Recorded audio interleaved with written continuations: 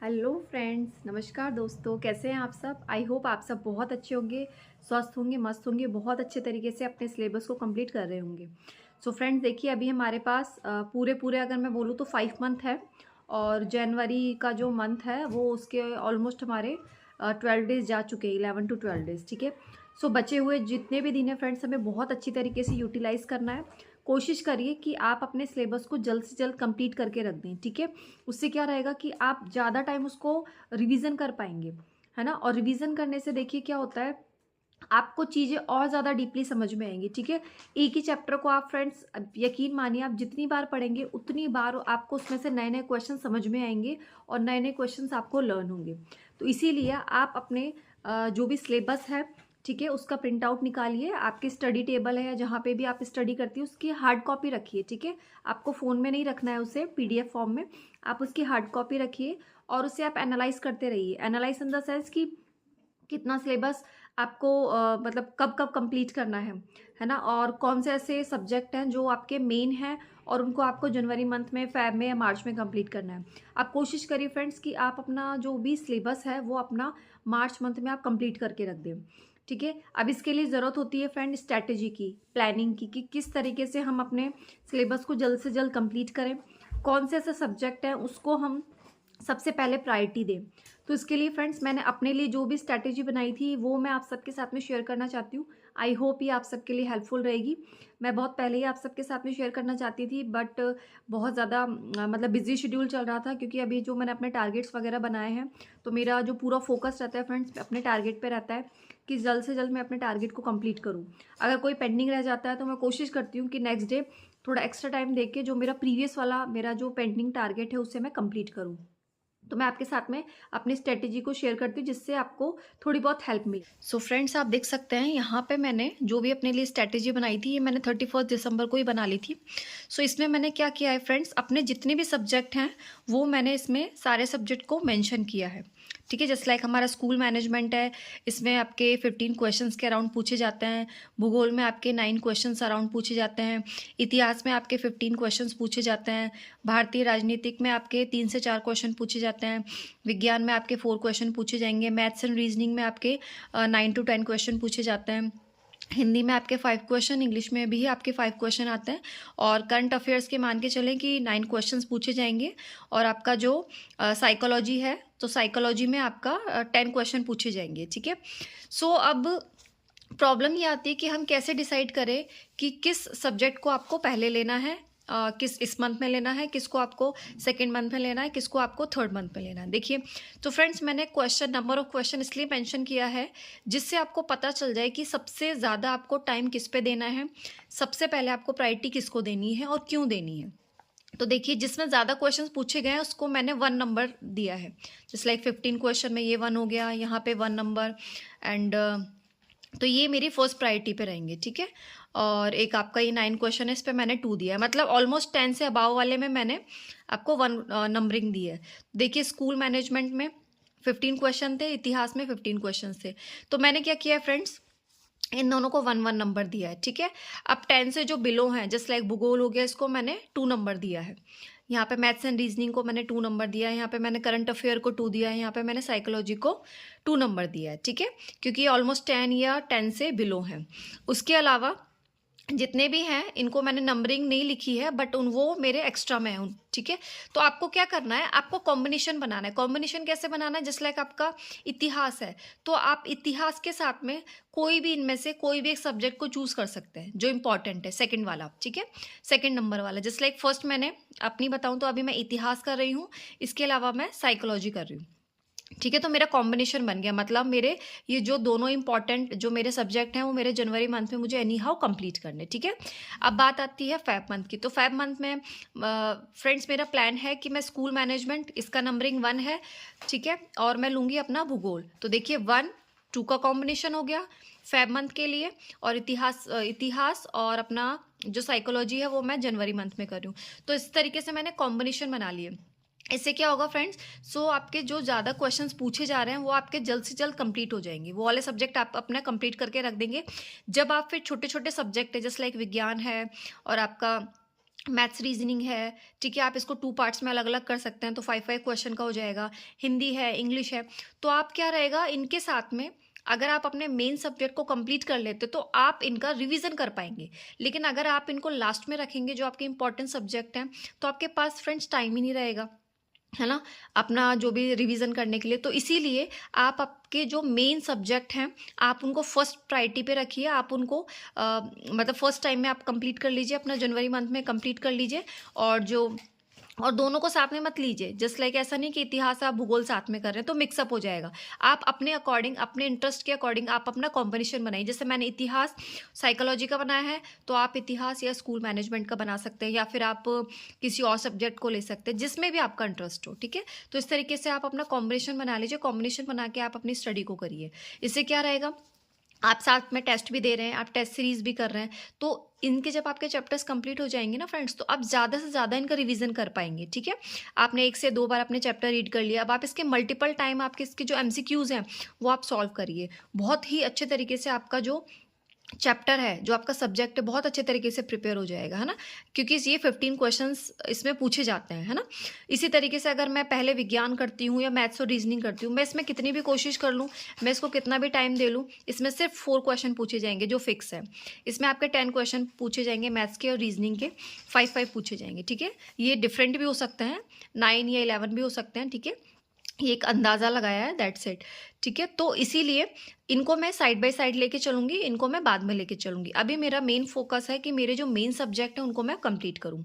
I hope friend ये जो मेरी स्ट्रैटेजी है वो आप सबके लिए हेल्पफुल रहेगी, और कहीं ना कहीं आपकी तैयारी में ये आपके लिए आपको हेल्प करेगी।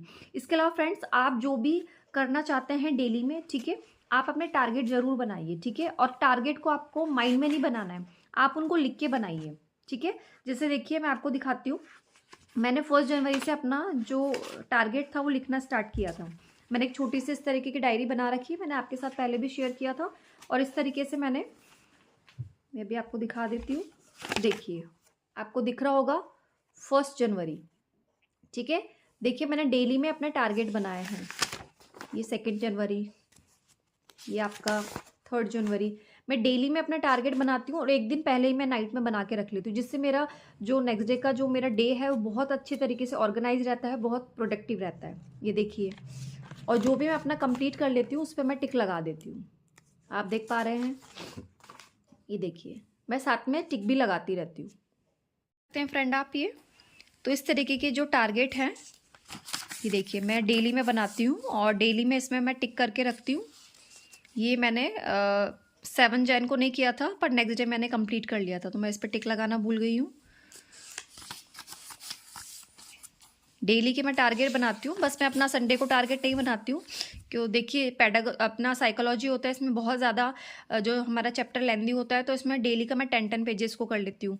अगर किसी दिन मेरे 10 पेजेस स्किप हो जाते हैं, मैं नेक्स्ट डे 20, जैसे कि 9 जैन का है तो 8 जैन को मैं 10 पेजेस नहीं कर पाई थी, तो नेक्स्ट डे मैंने 20 पेजेस, यानी 9 को मैंने 20 पेजेस किए थे।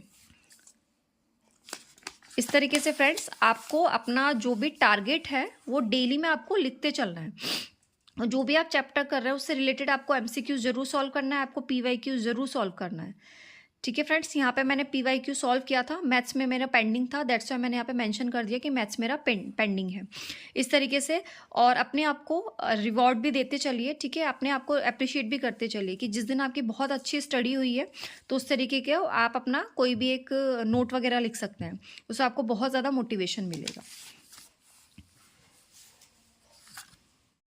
सो इस तरीके से फ्रेंड्स मैं अपनी स्टडी को प्लान करके चल रही हूँ, और मैं कोशिश करूँगी और मैं पूरी मेहनत करूँगी कि जो मैंने अपने लिए टारगेट्स बनाए हैं वो मैं जल्द से जल्द अपने कंप्लीट करके चलूँ, क्योंकि जब तक मेरे टारगेट कंप्लीट नहीं होंगे फ्रेंड्स हमारा सिलेबस कंप्लीट नहीं होगा, ठीक है। आई नो कि जनवरी का जो मंथ है हम सबके लिए बहुत ज़्यादा डिफिकल्ट है, क्योंकि ठंड बहुत ज़्यादा है, और ठंड किसी एक पर्टिकुलर पर्सन के लिए नहीं है, सबके लिए ठंड है ना। तो हमें अपनी ठंड को साइड में रख के आपको जैसे कंफर्टेबल लगता है, आपसे अगर मॉर्निंग में नहीं उठा जाता है तो आप बाद का जो अपना डे है बहुत ही अच्छे तरीके से प्लान करके चलिए। कोशिश करिए कि आप अपने टारगेट्स को जल्द से जल्द कंप्लीट करके चलें।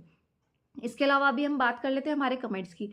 फ्रेंड्स बहुत सारे कमेंट आ रहे थे कि आप कितनी आवर्स पढ़ते हैं, तो फ्रेंड्स देखिए मेरा कोई डिसाइड नहीं है, लेकिन एटलीस्ट मैं 8 to 10 आवर्स का अपना टारगेट लेके चलती हूँ, है ना। वैसे तो देखिए मैं आर्ट्स के अकॉर्डिंग नहीं पढ़ती हूँ, मैं अपना जितना जो टारगेट बनाती हूँ मैं कोशिश करती हूँ कि मेरे टारगेट कंप्लीट हो जाए, चाहे वो 6 आवर में हो, चाहे वो 8 आवर में हो, चाहे वो 10 आवर में हो, है ना, वो कंप्लीट होना मस्ट है। फिर भी आपको एक टाइम लिमिट लेके चलना है। टाइम लिमिट लेने से ये होता है कि आप अपना जो डे है उसको मैक्सिमम आप यूटिलाइज कर पाएंगे और ज़्यादा से ज़्यादा प्रोडक्टिव बना पाएंगे। जस्ट लाइक किसी दिन मैंने अगर टारगेट बनाया है, जस्ट सपोज वो मेरा 5 आवर्स में कंप्लीट हो गया, तो ऐसा तो नहीं है कि मैं बाकी अपना टाइम वेस्ट करूंगी, है ना। तो इसीलिए अगर मैंने अपना जो टारगेट है वो 10 आवर्स का बनाया है, तो बचे हुए जो मेरे 5 आवर्स हैं या 4 आवर्स है या 3 आवर्स है, तो मैं उसमें अपना रिविजन कर लूँगी। या फिर अगर कोई पेडागोजी का या साइकोलॉजी का कोई चैप्टर बहुत ज़्यादा लेंदी है तो मैं उसके एक्स्ट्रा पे पेजेस कर लेती हूँ। इसी तरीके से अगर कोई चैप्टर बहुत ज़्यादा डिफिकल्ट है, अगर मैं जीके की बात करूँ, इतिहास की बात करूँ, तो मैं क्या करती हूँ फ्रेंड्स के नोट्स वगैरह बना लेती हूँ। ठीक है, नोट्स मैं बहुत ज़्यादा लेंदी नहीं बना रही हूँ, शॉर्ट फॉर्म में बना रही हूँ। ठीक है, शॉर्ट फॉर्म में इन द सेंस कि बहुत ज़्यादा जो इंपॉर्टेंट चीज़ें हैं जिनमें मतलब बहुत ज़्यादा कन्फ्यूजन होती है, मैं बस वही नोट डाउन कर रही हूँ। ठीक है, तो इस तरीके से फ्रेंड्स मैं अपनी स्टडी को प्लान करके चल रही हूँ। इसके अलावा बहुत सारे क्वेश्चंस मुझसे पूछे जा रहे थे कि नेवारी सर की जो बुक है वो ऑनलाइन मिल रही है या ऑफलाइन। देखिए दोनों तरीके से अवेलेबल है। अगर आप ऑफलाइन लेना चाहें तो आपकी जो भी नियर बाय शॉप है आप वहाँ से परचेज कर सकते हैं। अगर आपको ऑनलाइन लेना है तो तैयारी कर लो, एक ऐप है, वहाँ से जाके आप अपना ऑर्डर प्लेस कर सकते हैं। इसके अलावा मेरी काफ़ी सारी फ्रेंड्स पूछ रही थी कि उसमें जो टारगेट जो सिलेबस मेंशन है उसमें क्या है कि हर एक सब्जेक्ट का एक सिलेबस मेंशन है कि आपका इतिहास में ये चैप्टर आपको प्रिपेयर करना है, आपका स्कूल मैनेजमेंट में आपको ये वाला टॉपिक प्रिपेयर करना है, हिंदी में आपको ये टॉपिक प्रिपेयर करना है। तो मेरे फ्रेंड्स पूछ रहे थे कि हमारे ऑलरेडी टारगेट होते हैं तो हम नए टारगेट को कैसे कंप्लीट करें। देखिए पहली बात तो अगर आप चाहें तो अपने टारगेट को उस टारगेट के हिसाब से आप सेट कर सकते हैं। ठीक है, अगर आप ऐसा भी नहीं कर पा रहे हैं तो आप एक काम करिए, आप अपना 1 डे का 1 सब्जेक्ट का टॉपिक रखिए कि आप जो अपना टारगेट कर रहे हैं, अपनी स्टडी कर रहे हैं, वो एक अलग चीज़ है। आपको डेली एक सब्जेक्ट अपना उस टेस्ट सीरीज़ के लिए प्रिपेयर करना है, चाहे आपका स्कूल मैनेजमेंट हो, चाहे आपका हिंदी हो, चाहे आपका इंग्लिश हो, चाहे आपका मैथ्स हो। तो साइड बाय साइड आपकी टेस्ट की भी तैयारी होती रहेगी। ठीक है, क्योंकि देखिए टाइम बहुत ही ज़्यादा लिमिटेड है। मैं नहीं बोल रही बहुत ज़्यादा टाइम है हमारे पास, बहुत लिमिटेड टाइम है। तो हमें लिमिटेड टाइम को ही बहुत ज़्यादा हमें प्रोडक्टिव बनाना है, बहुत ही बेहतर तरीके से हमें यूटिलाइज़ करना है। ठीक है, जितनी जितनी ज़्यादा हम समझदारी से अपने टाइम को यूटिलाइज़ करेंगे उतना ज़्यादा हमारा जो एक मैं बोलूँ प्रैक्टिस है बहुत अच्छी तरीके से होती जाएगी। ठीक है, हमारा जो उद्देश्य है, सिर्फ हमारा उद्देश्य सब्जेक्ट को कंप्लीट करना नहीं है। ठीक है, सब्जेक्ट अगर मैं सब्जेक्ट को कंप्लीट करने की बात करूँ तो कोई भी पर्सन जल्द से जल्द उससे कंप्लीट करके रख देगा, लेकिन हमारा उद्देश्य है जॉब को पाना, एक अपनी सीट को रिजर्व करना। और देखिए सीट आप जब भी रिजर्व कर पाएंगे जब आपकी प्रैक्टिस बहुत अच्छी होगी, बहुत अच्छी मतलब बहुत अच्छी। ठीक है, थोड़ी बहुत स्टडी से 2-3 आवर की स्टडी से 4-5 आवर की स्टडी से कुछ भी नहीं होने वाला है। इतनी आवर्स की स्टडी आप तब कर सकते हैं जब आप सालों से तैयारी कर रहे हैं, लेकिन जिन्होंने अभी स्टार्ट किया है तैयारी करना उनको अपना मैक्सिमम से मैक्सिमम टाइम अपना स्टडी में देना पड़ेगा। ठीक है फ्रेंड्स, इसके अलावा जो भी मेरे कॉमर्स के फ्रेंड्स हैं, ठीक है, तो आपको पता ही है कि कॉमर्स से मैंने कबीरा एजुकेशन से बैच लिया हुआ है। वहाँ पे एवरी सैटरडे को टेस्ट सीरीज टेस्ट होता है। ठीक है, वो भी टॉपिक अपना सिलेबस पहले प्रोवाइड कर देते हैं, शेड्यूल अपना, तो उस शेड्यूल के अकॉर्डिंग मैं प्रिपरेशन कर लेती हूँ। और लास्ट टाइम वाला जो मेरा टेस्ट था वो उतना अच्छा नहीं हुआ था, इस टाइम वाला मेरा जो टेस्ट है बहुत अच्छा हुआ था, क्योंकि मैंने उसकी बहुत अच्छे तरीके से अपने नोट्स वगैरह मैंने ऑलरेडी प्रिपेयर किए हुए थे, वो भी मैंने उससे भी प्रिपरेशन कर ली थी, मेरे पास बुक भी थी, और उसके जो प्रीवियस टेस्ट हुए थे उससे मैंने थोड़ी बहुत हेल्प ले ली थी। दोनों में क्वेश्चंस डिफरेंट थे। अगर मैं बोलूँ कि प्रीवियस वाला जो टेस्ट सीरीज़ थी वो कंपैरेटिवली आपकी टेस्ट सीरीज़ के इजी थी। अभी जो टेस्ट सीरीज़ है थोड़ी सी डिफ़िकल्ट है बट अच्छा है ना। जब हम डिफ़िकल्ट क्वेश्चंस को सॉल्व करेंगे तो हमारी जो मेंटल एबिलिटी है वो और ज़्यादा इन्हेंस होगी, है ना। हमारी सोचने की जो क्षमता है और ज़्यादा उसमें बढ़ोतरी होगी, है ना। मतलब हमारा जो ब्रेन है वो और ज़्यादा सोचने के लिए मजबूर हो जाएगा, क्योंकि सिंपल क्वेश्चंस करते करते हमारा ब्रेन भी क्या हो जाता है, एक तरीके से हो जाता है कि हाँ सिंपल चीज़ें सॉल्व करने के लिए वो रेडी रहता है। लेकिन जब हम डिफ़िकल्ट क्वेश्चंस को सॉल्व करते हैं तो उसकी जो कैपेबिलिटी है वो भी इन्हेंस होती है। तो फ्रेंड इसी तरीके से मैं अपना जो शेड्यूल है, मेरा जो टारगेट है, इसी तरीक़े से मैं अरेंज करके चलती हूँ। जब मेरा टेस्ट होता है तो इसके अकॉर्डिंग मैं अपना थोड़ा सा स्टार्टिंग में मैं देख लेती हूँ कि मेरा अपकमिंग कौन सा टेस्ट होने वाला है, उसी के अकॉर्डिंग मैं अपने साइड में उसके लिए भी टाइम निकालती हूँ। क्योंकि देखिए हमें दोनों पेपर को बैलेंस करके चलना है, ऐसा नहीं कि हम फर्स्ट को ज़्यादा टाइम दे रहे हैं, सेकंड को ज़्यादा टाइम दे रहे हैं। ठीक है, आपको पता है कि आपकी जो तैयारी है किस में कम है, बट फिर भी मैं कहूँगी किसी में कम है या किसी में ज़्यादा है, बट फिर भी आपको दोनों को साथ में लेके चलना है। अगर आपका फर्स्ट पेपर बहुत अच्छे तरीके से प्रिपेयर है तो ओवर कॉन्फिडेंट ना हो, उसको भी आप साथ में लेके चलें। और कुछ नहीं तो एटलीस्ट आप उसकी टेस्ट सीरीज सॉल्व करते रहें, आप उसके PYQ सॉल्व करते रहें। मतलब कहने का जो एसेंस है वो ये है कि आप अपनी प्रैक्टिस ना छोड़ें।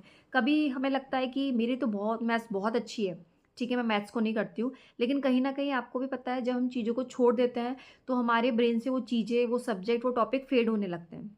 इसीलिए अगर आपका जीके अच्छा है, आपका इंग्लिश अच्छा है, आपका हिंदी अच्छा है, आपका पेडागोजी अच्छा है, आपका स्कूल मैनेजमेंट अच्छा है, ओवर एंड ऑल आप जिस भी सब्जेक्ट में अच्छे हैं या आपकी अच्छी प्रिपरेशन है, उसे आप छोड़िए मत, ठीक है? अगर आपका सब कुछ कंप्लीट हो गया है तो आप उसकी प्रैक्टिस करते रहिए। आप अपने PYQ सॉल्व कर लीजिए, आप कोई भी टेस्ट सीरीज़ जॉइन कर सकते हैं, तो आप साथ के साथ करते चलिए, ठीक है? किसी भी हाल में आपको स्किप नहीं करना है। और इसी तरीके से आप दोनों चीज़ों को मैनेज करते चलिए फ्रेंड। और आई होप आज का जो मेरा वीडियो है आप सबके लिए हेल्पफुल रहा होगा फ्रेंड्स। अभी मैं देखिए डेली में वीडियो नहीं बना पा रही हूँ क्योंकि मेरा भी जो टारगेट है सिर्फ अपनी प्रिपरेशन करना है, ठीक है? कोशिश करूँगी मैं टाइम टू टाइम आप सबके साथ जुड़ने के लिए, क्योंकि देखिए मतलब शूट करना, उसके बाद फिर उसकी एडिटिंग वगैरह काफ़ी मतलब उसमें टाइम लग जाता है, फिर उसे अपलोड करना। तो मेरे पास वाईफ़ाई भी नहीं है, वो मुझे मम्मी के घर पे जाके अपलोड करना होता है ना?